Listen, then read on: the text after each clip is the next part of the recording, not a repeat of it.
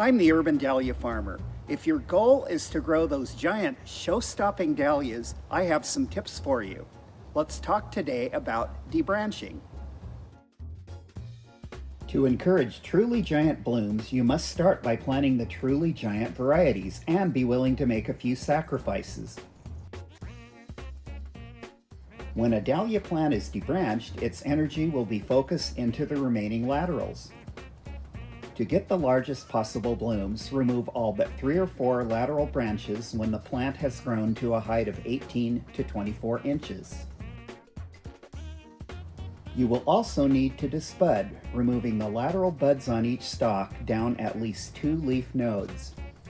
This will send more energy into the terminal bud. You will get fewer blooms over the growing season, but the result will be significantly larger flowers.